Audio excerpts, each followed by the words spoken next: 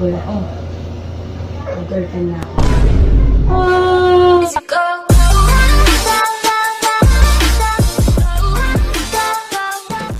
Hello mga kapatid! So for today's video, gagawa tayo ng pinakamalupit na content ngayong araw, which is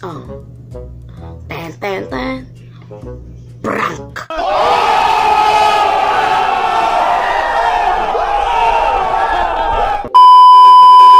So, di ba, sounds great, di ba?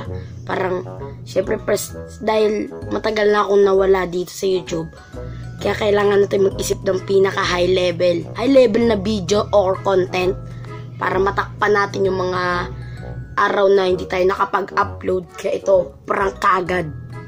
No? Ang gagawin nating prank ay may GF na ako prank kay mama.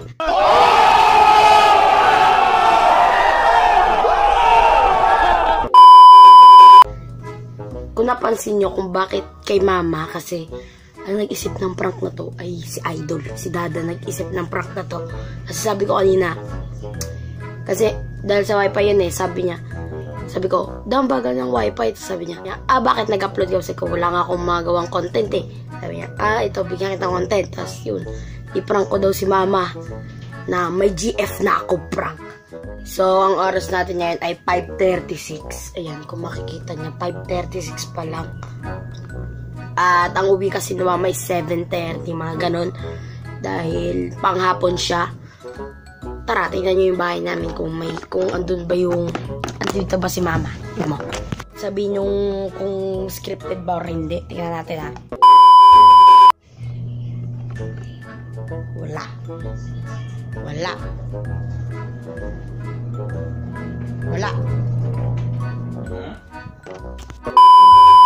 Wala naman talaga dito si mama dahil mamaya pa talaga yung uwi niya. Siyempre di ako gagawa ng scripted na video dahil napakapangit nun. Diba kailangan natin ng real katotohanan. Kaya eto na ang may GF na ako prank. First time natin tong mag-prank kaya kailangan maging successful siya. Pero hindi ko pa rin alam kung successful dahil naghahalo yung kaba at saka yung excitement, diba? Di natin masabi kung successful ba yung mangyayari. Kaya kita-kita na lang tayo mamaya. At tanungin natin si Dada ko, si Idol kung anong opinion niya sa ating prank. Ano masabi mo sa prank natin? Magugulat si mama. Siya kasi nakaisip ng content na yun kaya magugulat daw si mama, kaya hintay-hintay lang tayo habang wala pa ngayon si mama. Waiting game muna. Waiting game yung tawag nila dun. Hanggang makauwi na si mama At sorry in advance mama Si Dada yung sisihin mo kasi siya yung nakaisip ng content na to.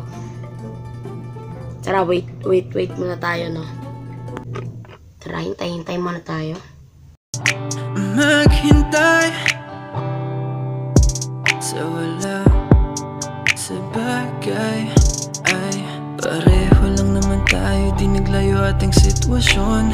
Kahit pa sabihin na kalaban ang panahon, walang pakialam kahit na gano'n pa katagal. Dahil ang tanging gusto ko lamang ay malaman mong mahal kita. Mahal kita. Mahal kita. Ayun, nag-isip ako ng plano ko kung saan ko ilalagay yung camera, yung cellphone Ito. Kay Dada to. So, yan, dito ba? Kasi sure ko dito upo agad yan si mami. Pagdating niya dito agad siya upo. So, hindi ko rin alam. Siguro dito na lang. O kaya pwede rin naman dito. Diyan. Pwede rin naman dyan. Kaso nga lang, ang disadvantage doon, makikita agad ni mama. Siyempre, nakaharap siya doon. Kita niya doon. So, dito naman, hindi niya masyadong kita, Medyo tago pa dyan. Kaya siguro dito na lang ilalagay. So, hindi ko pa nga alam kung magiging successful tong prank na to dahil, syempre, first time natin, At ano nga ba talaga? Siyempre, nakaka siyempre may tanong dyan sa mga utak natin kung ano kaya magiging reaction ni mama. Kaya siyempre na-excite na din ako na medyo kinakabahan dahil yun. Ano kaya reaction? Ako lang ko reaction. Wala ko reaction. Kasi si mama pag mga ganun, di yung maniniwala kagad eh. Sana ngayon na maniwala siya. Sa tingin ko, snub lang yun. Sa tingin ko lang ha. Walang alam. Kaya mas maganda dito para mas malapit yung camera. Itong yung gagamitin ko cellphone. Kaya sige, update ko na lang kayo mamaya. Ang oras pala natin yan 6:02. Ayan, di ba? 7:30. So mga isang oras pa. 1 hour and 28 seconds. 28 minutes. Sige, kita tayo. May update ko na lang kayo mamaya kung ano mga nangyari, mga pagbabagong mga nangyayari. Mamaya, sige. Ayun, no. Alas 7 na ngayon at medyo malapit-lapit na. Tapos, kasi, ito, singit ko lang ito. Nakalimutan ko sabihin kanina. So, ang usapan kasi namin ni mama is mga 18 years old na siguro ako, college na ako, mag-girlfriend. Kaya, magugulat siya, no. Siguro sa umpisa, hindi pa yun maniniwala. Pero, siguro, maniniwala rin yun. Kasi kukumbinsin ko siyang maniwala. Sige, kita lang tayo sa prank time.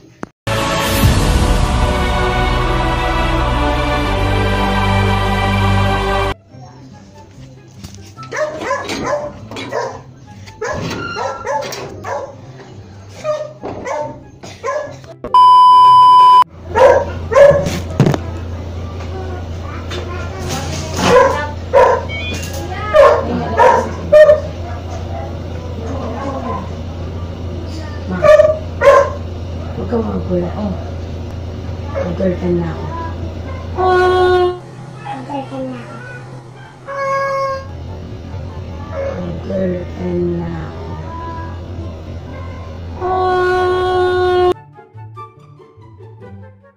Mag-girlfriend na ako. Dapat nakita. Ano ba yan? Mag-trip naman. Grabe. Ano masasabi mo? Bad trip. Nakita ko agad. Fail! Hinarap niya ako doon. Fail. Ano ba yan? Ano ba yan? Fail. Ano ba yan? Wala, sayang. Ang bobo. Gawin mo rin. Sabi mo. Yun ang reaction na parang naado siya parang nadismaya siya eh. Halatang nadismaya eh. Para, hindi. Kasi hindi dismaya. Akala ko ba? Nakabuntis ako. Iwas yun na pa ang inasahan ko eh. Natakot ako, ma.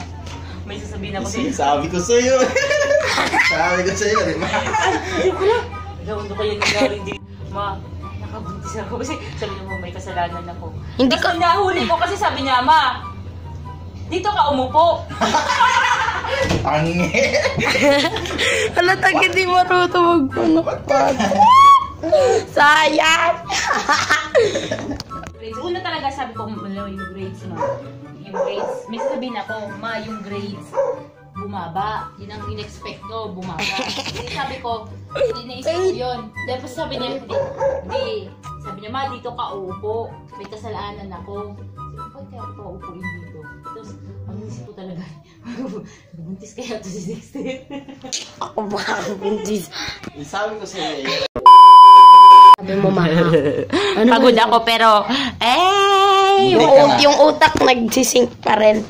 Nakita, kasi umupo ako dyan. nagulat kasi ako maaga ka umuwi, mga 7:24 umuwi ka na. Sabi ko pa ng 7:30, hinintay pa naman Mas kita. maaga pa nga dapat ako kung nauna kasi maaga kami Friday. Fail, sobrang fail. Grabe. Eh sabi mo kasi, ma, dito ka umupo. Hindi na kitang-kita ko sa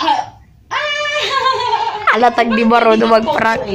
Akala ko kayo mo pa-upuin dito, may something kang ginawa, kaya nakatingin ako, baka may bago kang pakwela, pakulo, paiklabo. So fail, sobrang fail nun, 100% fail, pero ayos lang, first time naman natin. Tapos, yun ang para prank mo yung nakabuntis ka. Eh kasi hindi kasi makapanipaniwala na kabuntis. Parang, Hindi, natakot nga ako kasi sabi niya, Ma, may kasalanan ako. So, wala, ano kaya? Ang inisip ko, kabuntis, hindi naman kasalanan ako magka-girlfriend. Hindi kasalanan. ang butigs ka talaga. Wala mo na ako sabing may kasalanan ako. Sabi ko lang. Sabi mo, may kasalanan ako. At ayun, fail na fail talaga. Sobrang noob ko. Hanggang dito na lang yung video natin sa yon. Sana na-enjoy nyo yun kahit medyo fail tayo. At least nakagawa tayo ng prank. At least mga 2 segundo medyo nagulat si mama. Sabi niya, para na-dismaya. Alata siguro. Na-dismaya si mama. Alata. At hanggang dito na lang. Mag-like, comment, share, and subscribe lang kayo dyan. Bye.